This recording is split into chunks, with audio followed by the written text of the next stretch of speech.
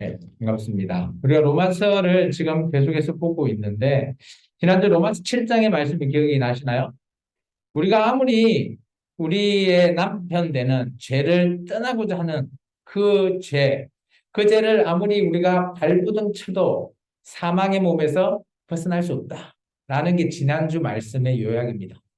그럼 이 죄를 어떻게 해야 되냐? 죄가 없어질 수밖에 없는, 이 우리가 아무리 이 죄를 없애고 싶어도 없앨 수 없었다라는 거죠. 근데 그 죄에 대해서 없앨 수 있으신 분이 오직 하나님의 사랑하는 독생자 예수님으로 말미암는다라고 말하고 있죠. 오늘 8장 1장에 이렇게 이야기하고 있습니다. 그러므로 이제 그리스도 예수 안에 있는 자에게는 결코 정죄함이 없대. 정죄라는 것은 죄를 이렇게 정할 수 있는 것, 그 길은, 산 받는 길은 오직 예수님밖에 없다라는 것을 말하고 있습니다. 바울은 놀랍게도 우리가 정말 하나님의 진노의 자녀, 그런 자녀로서 정말 뭐 유대인, 이방인 할 것 없이 죄라고 하는 것에 우리가 얽매여 버리면 그 죄의 왕노릇이 돼서 마지막에는 결국은 사망에 이르는 그런 길을 가야 하는데, 오늘 이 사망의 몸으로 하나 되어 있는 이 죄를 없애려고 발부둥 치는데, 오직 그 죄를 없앨 수 있는 분이 바로 그리스도 예수님이라고 결론을 내었다는 거죠. 따라서 이렇게 정의를 합니다. 이것은 바울이 확고부동한 바울의 단언이라고 볼 수 있습니다. 2절이죠. 그리스도 예수 안에 있는 생명의 성령의 법이 죄와 사망의 법에서 너를 해방했다. 줄을 끊으면 좋겠습니다. 이것은 우리가 꼭 기억해야 돼요. 그죠? 예수님 안에 있는 우리 성령님이 우리를, 그죠? 도우시잖아요. 예수님께서 너를 도우라 하는 그 성령을 내가 보내주겠다. 그래서 우리가 예수 그리스도를 믿음으로 말미암아 성령님을, 그죠? 세례받죠. 성령 세례. 그래서 우리 안에 성령님이 계시면 우리 안에 있는 죄와 사망은 없어진다. 이게 내 안에 아까 우리가 몸처럼 내 남편인 죄를 내 안에 내가 함께 할 거냐? 아니면 내 안에 이 죄가 아니라 성령님을 나와 함께 할 거냐? 그걸 따르라는 겁니다. 명확하죠. 바울은 명확하게 이렇게 말하고 있습니다. 그러면서 이렇게 얘기합니다. 3절과 4절은 우리가 하나님께서 주신 신해서 언약을 통한 율법이 있잖아요. 이 율법이 지키기 쉽습니까? 어렵습니까? 물론 지킬 수 있긴 하지만 쉽진 않아요. 그래서 오늘 우리가 이 율법을 하나님께서 구약 백성인 이스라엘 백성을 통해서 지키게 하고, 그걸 통해서 오늘 구원에 이르는 법을 가르쳐 줬잖아요. 근데 그것이 좀처럼 잘 안 되는 겁니다. 그래서 오늘 3절과 4절을 보면 이렇게 얘기하고 있죠. 하나님께서 3절 하반절입니다. 자기 아들을 죄 있는 육신의 모양으로 보내셨대요. 그래서 우리가 예수님이 인카네이션, 성육신 하셨다라고 하죠. 그래서 보내서 육신의 죄를 정하사 육신을 따르지 않고 그의 영을 따라 행하는 우리에게 율법의 요구가 이루어지게 하려 하십니다. 이것은 당연하게 하나님께서, 우리가 구약의 이스라엘 백성이 율법을 제대로 잘 수행하지 못하고 그러다 보니까 오늘 예수님을 통해서, 자기 아들을 통해서 그것을 어떻게 보면 모범적으로 보내주셨다라는 거예요. 그래서 예수님께서 하나님이시지만 이 땅에 몸을 입고 이 땅에 오셨다라는 거죠. 그래서 그 죄에 대해서 우리는 이 육체의 몸의 남편의 그 길을 따르려고 막 우리 안에서는 죄가 우리를 속여서, 지난주 말씀대로 하면 우리를 속여서 진짜 사망의 길로만 인도하는데, 오늘 예수님을 통해서 예수님께서는 영의 일을 하게끔 가르쳐 주셨다라는 거죠. 그렇기 때문에 오늘 예수님 안에 있는 우리는 죄를 어때요? 사함을 받을 수 있는 길이 열렸다라는 것을 말하고 있습니다. 그러면서 계속해서 이렇게 얘기합니다. 육신에 속했을 때 아니면 예수님 안에 있는 영에 속했을 때 두 가지를 비교하고 있습니다, 바울은. 이것은 뭐 7장에서도 뭐 두 개가 계속 비교됐죠. 마찬가지 8장에서도 비교되고 있습니다. 우리 5절에서부터 조금 읽어야 되겠죠. 5절에서부터 11절까지 같이 한번 읽어보겠습니다. 두 개를 비교합니다. 육신의 생각과 영의 생각이 뭐가 다르고 왜 우리가 어떤 길을 택해야 되는지를 바울이 말하고 있습니다. 자, 같이 읽습니다. 우리 5절부터입니다. 육신을 따르는 자는 육신의 일을, 영을 따르는 자는 영의 일을 생각하나니 육신의 생각은 사망이요 영의 생각은 생명과 평안이니라. 육신의 생각은 하나님과 원수가 되나니 이는 하나님의 법에 굴복하지 아니할 뿐 아니라 할 수도 없습니다. 육신에 있는 자들은 하나님을 기쁘시게 할 수 없느니라. 만일 너희 속에 하나님의 영이 거하시면 너희가 육신에 있지 아니하고 영에 있나니 누구든지 그리스도의 영이 없으면 그리스도의 사람이 아니라. 또 그리스도께서 너희 안에 계시면 몸은 죄로 말미암아 죽은 것이나 영은 의로 말미암아 살아있는 것이니라. 예수를 죽은 자 가운데 살리신 이의 영이 너희 안에 거하시면 그리스도 예수를 죽은 자 가운데서 살리신 이가 너희 안에 거하시는 그의 영으로 말미암아 너희 죽을 몸도 살리시니라. 여기 줄을 한번 꺼놓을까요? 11절에 앞에 나오는 예수를 죽은 자 가운데서 살리신 이의 영. 이 영이 누구를 가리키죠? 성령님입니다. 적어 놓으십시오. 성령. 이 성령님이 오늘 우리도 살리신대요. 우리의 몸도. 우리의 몸도 죽을 몸도 살린다. 줄을 끊어놓고 뭐죠? 한 단어로 설명하면 부활. 부활할 때 우리의 몸도 살리신다라는 겁니다. 성령님으로 말미암아. 그래서 비교가 확실하게 명확하게 비교가 되죠. 그죠? 우리가 육신의 생각을 하면 안 된다라는 이유가 쭉 나오잖아요. 육신의 생각하는 것은 사망이고 하나님과 원수되고 하나님의 법에 그냥 굴복당하는 거고 하나님을 기쁘게 못하는 그런 모든 것이 우리 육신의 생각.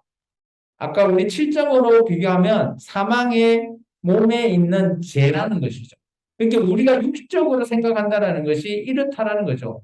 그에 반해서 우리의 영의 생각은 뭐냐? 생명과 평안, 또 하나님이 우리 안에 영으로 거하기 때문에 우리는 이분법적으로 바울은 딱 생각합니다.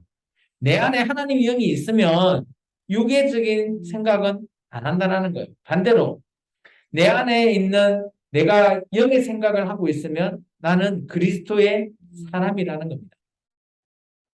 이것은 어떻게 보면 이론적인 바울의 이분법적인 생각이에요. 그러니까 내가 육적인 생각을 하냐 아니면 영적인 생각을 하느냐 이것을 우리는 잘 분별할 수 있어야 된다라고 바울은 말하고 있습니다. 그러면서 오늘 10절에 보면 우리가 살아있다는 것 이렇게 있죠. 살아있다는 것이 뭘까요? 이것이 뭔가 하면 성령님과 연합하는 겁니다. 그래서 여기 살아있다는 것 거기에 줄을 그으시고 이것을 성령 세례라고 쓰면 좋을 것 같습니다. 이게 왜냐하면 우리가 그리스도 예수님으로 말미암아 우리가 예수님을 우리가 영접을 하면 그죠? 성령님이 우리에게 보내주셨기 때문에 예수님이 우리가 성령 세례도 받는 거죠. 제가 여러분한테 행한 세례는 물 세례예요. 10절 하반절에 살아있는 것. 예, 영은 의로 말미암아 살아있는 것이니라. 살아있다라는 것이 뭘까요? 그죠? 성령님의 성령 세례라는 거예요. 그것이 오늘 우리와 함께하는 우리가 성령님과 연합한다. 그렇게 보시면 되는 거죠. 그러면 이 살아있다는 것, 성령 세례는 우리가 몇 번 받아요? 한 번입니다, 한 번. 우리가 처음 예수 믿고 제가 물로 세례를 베푸지만 여러분이 예수님을 구주로 그죠? 믿고 세례를 받으면 저는 여러분에게 물 세례를 하지만 예수님께서 여러분을 인격적으로 만나 주시고 우리를 통해서 여러분에게 성령님을 보내주시잖아요. 그것을 성령 세례입니다. 근데 이것을 오해할 수 있어요. 저도 오해를 했죠. 저도 기도원사에 갈 때, 그죠? 성령 받아라, 불 받아라, 성령의 불, 뭐 이러면서 은사적인 성령 세례가 마치 은사적인 걸로 오해를 한다라는 거죠. 그거 아니라는 거예요. 우리가 예수님을 우리의 구주로 영접했잖아요. 그러면 예수님께서 우리에게 성령님을 우리에게 보내주시죠. 그래서 오늘 바울이 그것을 그대로 8장에 얘기하는 거죠. 내 안에 죄를 내가 모실 것이냐, 아니면 성령님을 모실 것이냐라는 거죠. 죄를 모시고 있다면 나는 육적인 생각을 하고 있고, 그리스도 예수님과 함께하지 않는다라는 것을 말하고 있다는 것을 얘기하고 있다는 겁니다. 계속해서 우리가 좀 더 읽어볼까요? 12절부터 우리 17절까지 한번 읽어봅니다. 그러면 우리가 예수님과 함께한다는 것은 뭐냐? 예수님과 함께한다는 게 뭐냐? 중간에 우리가 잘 알고 있는, 그죠? 하나님의 상속자이고, 그죠? 하나님 앞에 양자형을 받아서 우리가 하나님을 아빠, 아버지라 부를 수 있는데, 좋은 것만 할 거냐? 아니라는 거죠. 바울은 마지막에 우리에게 이것까지 해라 라고 우리에게 말하고 있습니다. 같이 읽어보겠습니다. 12절에서 17절입니다. 그러므로 형제들아, 우리가 빚진 자로 돼 육신에게 져서 육신대로 살 것이 아니니라. 너희가 육신대로 살면 반드시 죽을 것이되 영으로서 몸의 행실을 죽이면 살리니 무릇 하나님의 영으로 인도함을 받는 사람은 곧 하나님의 아들이라. 너희는 다시 무서워하는 종의 영을 받지 아니하고 양자의 영을 받았으므로 우리가 아빠, 아버지라고 부르짖느니라. 성령이 친히 우리의 영과 더불어 우리가 하나님의 자녀인 것을 증언하시나니 자녀이면 또한 상속자, 곧 하나님의 상속자요 그리스도와 함께한 상속자니 우리가 그와 함께 영광을 받기 위하여 고난도 함께 받아야 할 것이니라. 그러면 우리가 예수님을 주님으로 의지하고 하나님을 섬긴다라는 것, 이게 어마어마한 거죠. 우리가 양자의 영을 우리에게 주셔서 하나님께서 하나님의 자녀로 하나님께서 주셨다라는 거죠. 그래서 우리가 하나님의 상속자가 되는 겁니다. 예수님도 마찬가지 하나님의 상속자인데 오늘 그와 함께 영광을 받기 위해서 예수님이 받으셨던 그 고난 오늘 같이 받자라는 겁니다. 바울이 말하고자 하는 것은 이거예요. 지금 로마서를 쓰고 있을 때 물론 로마 교회가 핍박을 받고 있는 그런 것은 아니지만 그래도 그리스도인으로서 핍박과 그런 고난이 있을 수 있다는 거죠. 어떤 상황이든 간에 우리가 하나님을 섬긴다는 것, 하나님을 섬김에 있어서 고난받을 수 있는 길은 어떤 상황이, 어떤 환경이든지 있을 수 있다는 거예요. 근데 바울이 이때 썼을 때는 그리스도 핍박이 일어났을 때는 아니에요. 아닌데도 이런 얘기를 하는 것은 뭘까요?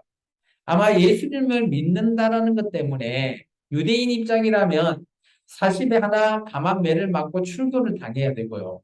그런 고난이 있잖아요. 또 예수님 믿는 것 때문에 집에 있는 모든 것을 다 빼앗겨버리고 그런 고난이 있는 거죠. 그런 것을 얘기해서 우리가 예수님과 함께 영광에 이르기 위해서는 고난 같이 받자라는 거죠. 예수님도 십자가에서 고난 받았듯이 우리 또한 그 고난은 당연하다라는 것을 말하고 있습니다. 그래서 여기서 놀라운 것은 그죠? 16절에 한번 봐보십시오. 성령님이 그죠? 친히 우리의 영과 더불어 우리가 하나님의 자녀인 것을 뭐 하신다고요? 증언하신다. 그러면 우리가 예수님을 믿고 하나님의 자녀 되었다라는 것을 누가 증거해 주신다고요? 성령님이요. 내 안에 계신 성령님. 이게 성령 하나님이 오늘 우리가 하나님의 자녀라는 것을 증거해 주시고 그래서 우리가 하나님을 아빠, 아버지라고 부를 수 있다라는 거죠. 놀라운 거죠. 우리에게 주는 어떻게 보면 놀라운 긍정적인 그런 내용을 얘기하고 있지만 그리고 우리가 해야 될 책임은 예수님과 함께 고난받자라는 겁니다. 왜 이런 얘기가 나왔을까? 18절 이후에 이렇게 또 얘기하고 있습니다. 우리 18절부터 25절까지 한번 같이 읽어볼까요?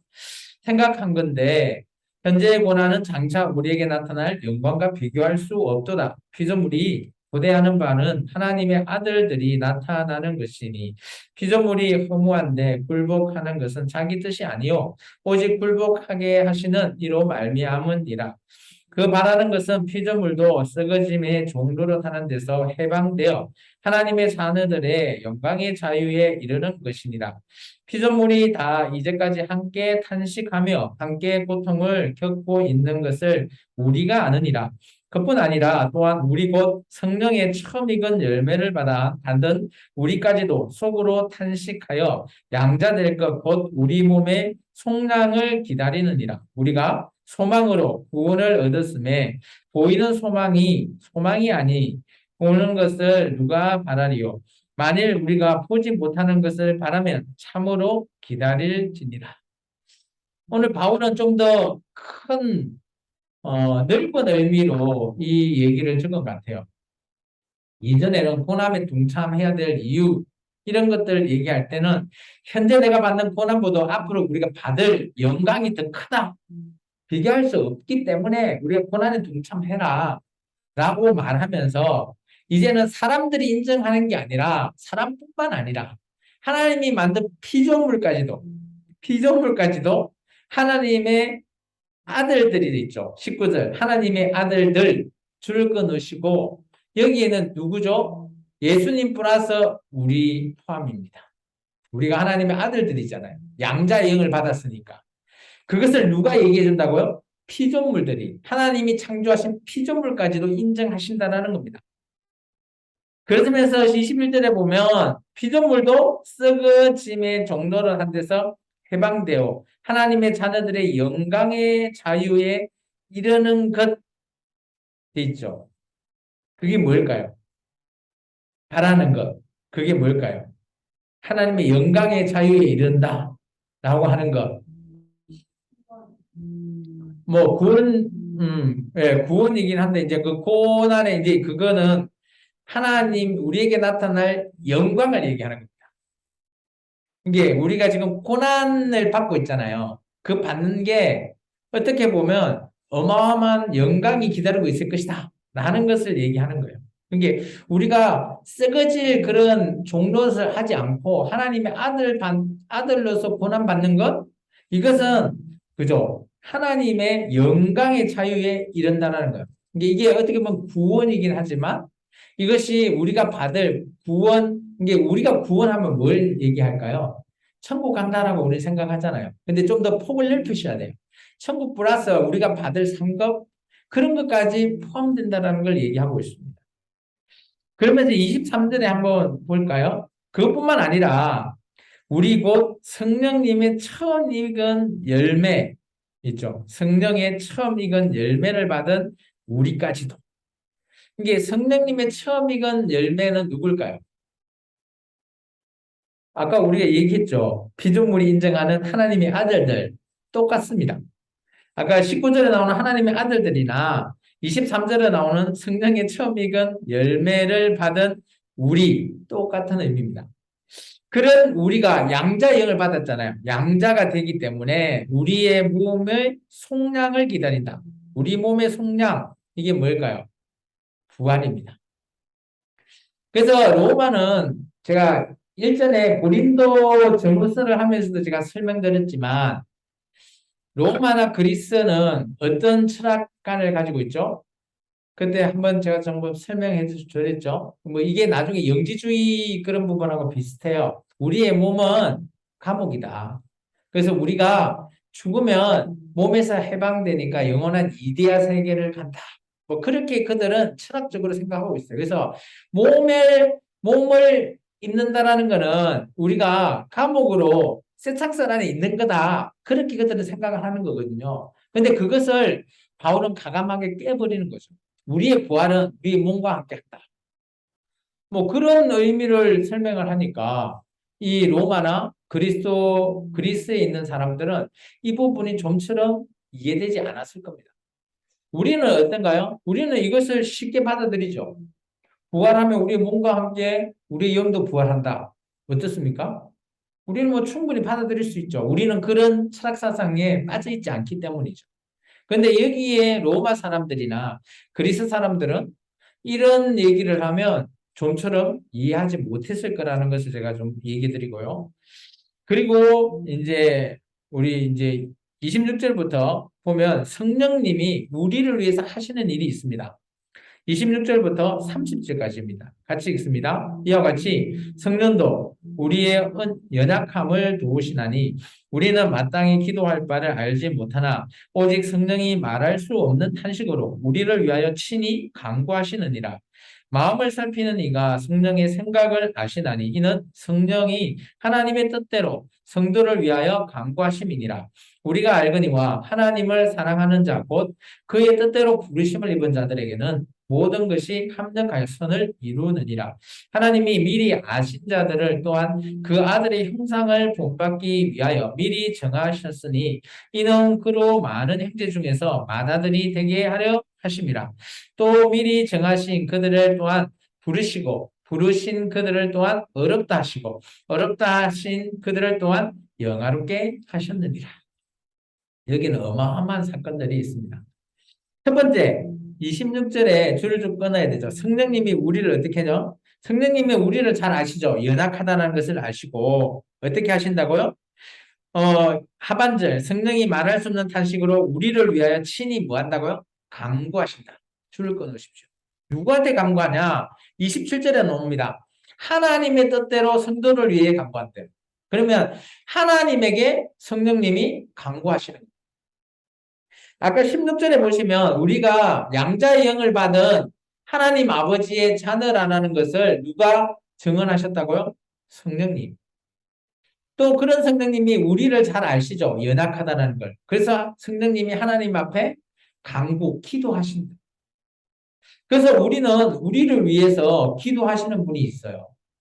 내가 기도 안 하더라도, 우리 엄마 아빠가 기도 안 하더라도 성령님이 우리를 위해서 기도하신대요. 누구한테요?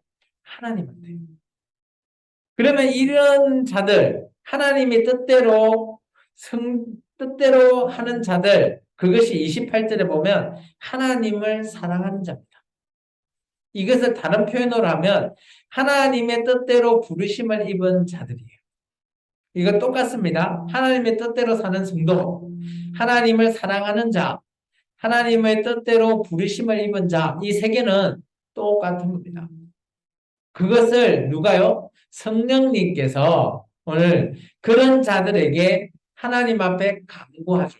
어떤 내용을 간구할까요? 그게 28절 하반절입니다. 우리 잘 알고 있는 거 줄 끊을까요? 모든 것이 합력하여 선을 이룬다. 이게 성령님은 우리를 하나님 앞에 간구하는데, 그죠? 우리가 합력해서 선을 이룰 수 있게끔 하나님의 뜻대로 간구한다라는 거예요. 내 뜻대로가 아니라. 성령님은 우리를 아시기 때문에 나 뜻대로 간구하는 게 아니라 하나님의 뜻에 맞추어서 간구해 주시는 거예요. 근데 그 길이 어떤 길이야? 우리가 합력해가지고 선을 이루어 나갈 수 있게끔 도와주시면서 그것을 하나님께 간구해 주는 겁니다. 어마어마한 사실이죠. 그리고 이런 우리를 어떻게 하신다고요? 30절은 우리가 별 5개 하셔야 돼요. 30절은 별 5개. 이거는 우리 교리 내용에, 그죠? 구원론에 해당되는 두 가지가 있습니다. 첫 번째, 하나님이 우리를 미리 정하셨다. 줄을 끄고 예정이라고 쓰십시오.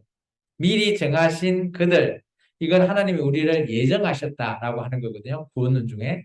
교리 중에. 두 번째, 부르시고 줄 끄고 여기는 부르심, 콜링. 그죠? 콜링이라고 하시면 되고요. 세 번째, 그런 우리를 어렵다 하시고 줄을 끄십시오. 어렵다 하시고 칭의, 칭의, 칭의, 어렵다고 칭해 주신다. 칭의라고 쓰시면 되고요. 그리고 마지막에 영화롭게 하셨다. 줄을 끄시고 영화. 이게 우리의 구원의 서정, 구원의 여정에 어떻게 보면 우리 기독교의 구원으로 가는 길이라고 보시면 돼요. 우리 기독교는 오늘 30절의 내용이 다 담겨 있어요. 근데 이 안에 뭐 중생은 뭐 빠져 있긴 한데 어쨌든 간 중생이나 성화를 하나로 해서 이게 중생이거든요. 어렵다 하심, 이게 칭이니까 중생이고요. 성하는 잠깐 여기서는 하지 않는데 성하하고 성하는 중간이죠. 중생과 영하 사이가 성하니까 아마 그런 걸 포함한 것 같아요, 바울은. 그래서 오늘 30절은 별 5개 맞습니다. 우리가 구원에 이룰 수 있는 방법을 제시하고 있습니다. 뭐 학교에 가면 빨간펜 선생님이 빨간 줄 짝짝 하죠. 이거 정말 중요한 겁니다. 정말 중요합니다.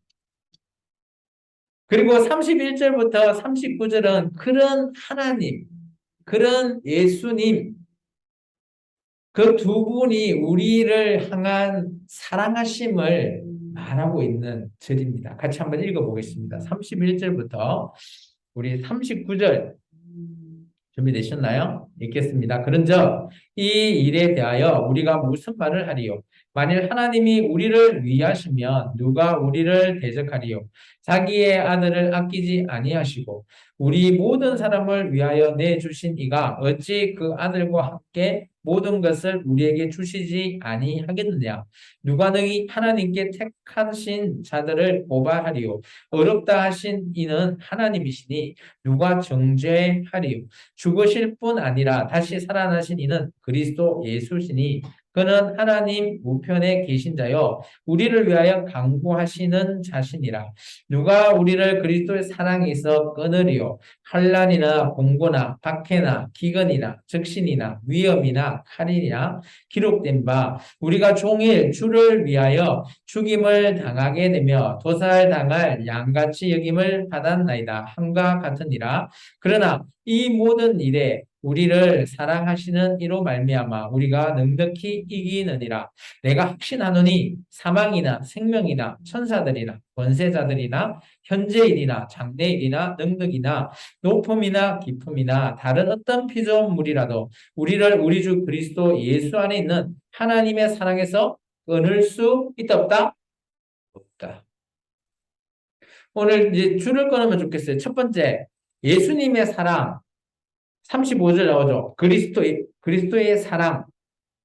그리스도의 사랑은 7가지를 끊지 못한답니다. 환난, 공고, 박해, 기근, 적신, 위험, 칼 이런 걸 예수님께서 사랑하시는 우리를 끊을 수 없는 거죠. 우리가 예수님을 주라 신하는 우리를 이런 7가지가 우리를 못 끊어요.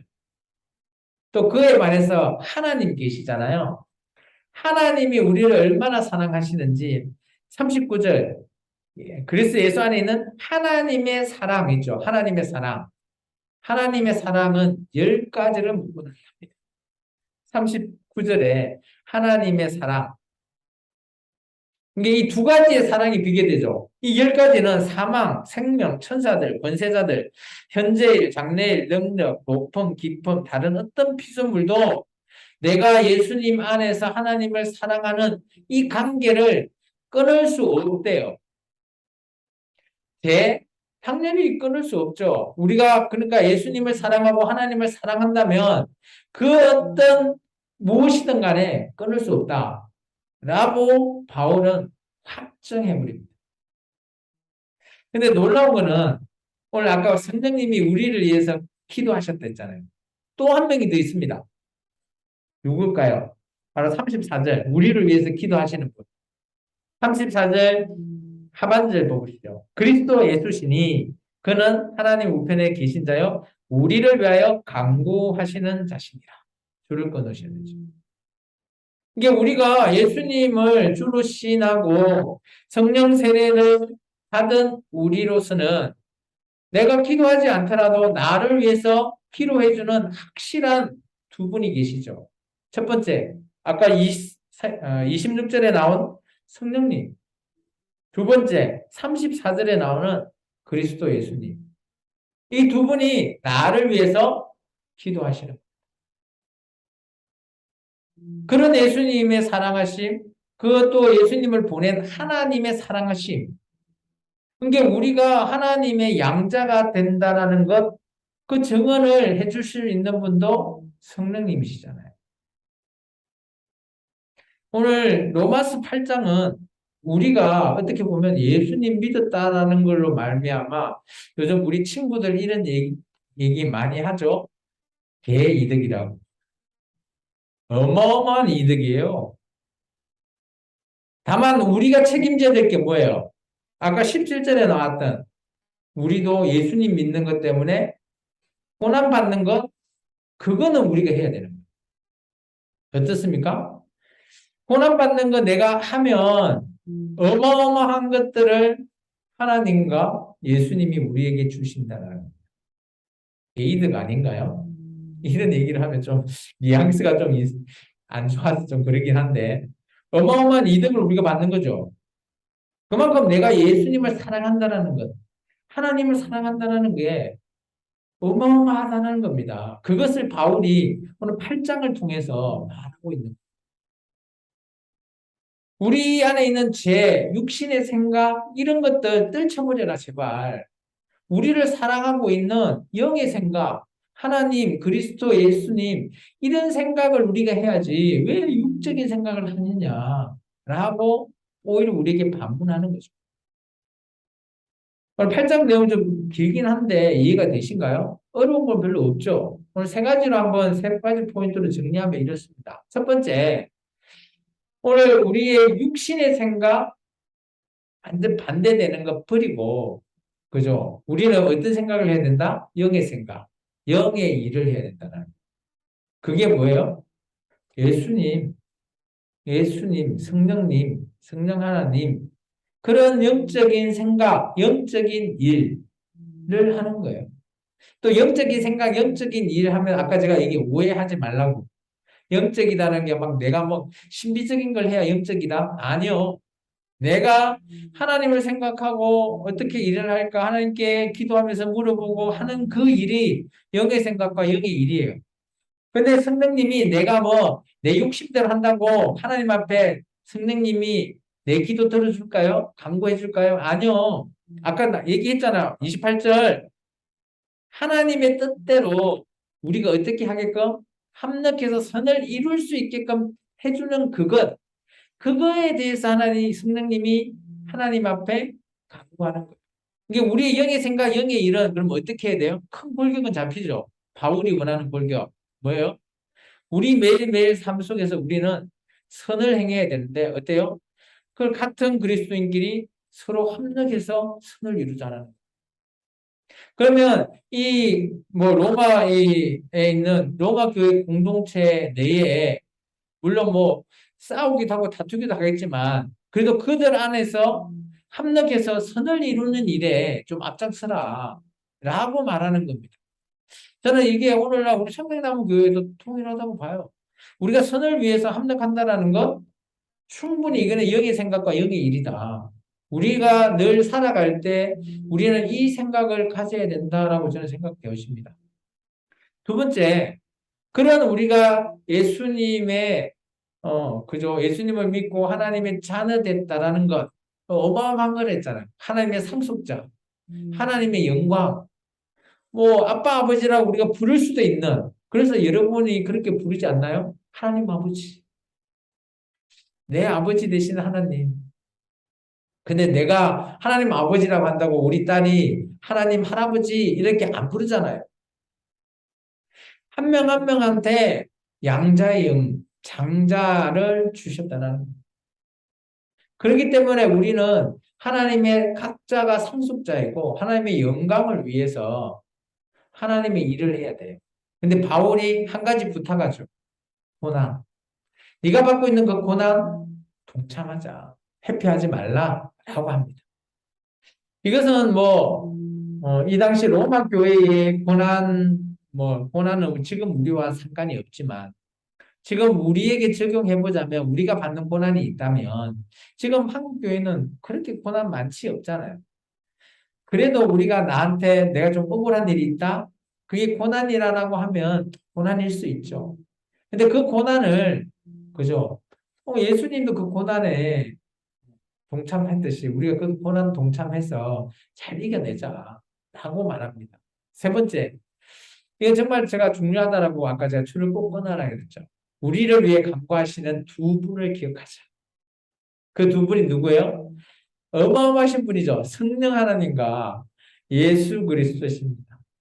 나를 위해서 기도하고 계시는 분이죠. 지금도 기도하고 계실걸요. 지금 이 예배 속에서도. 그렇게 믿고 오늘 바울이 우리에게 이렇게 된다라고 하니 믿고 의지할 충분한 그저 가치가 있죠. 그래서 여러분께서 뭐 내가 예수님 믿는 것 때문에 남한테 쪽팔린다? 필요 없는 거죠. 이거 보면 어마어마한 성령님과 예수님이 나를 위해서 기도해 주시는데 나는 하나님의 상속자인데 내가 왜 쪽팔려?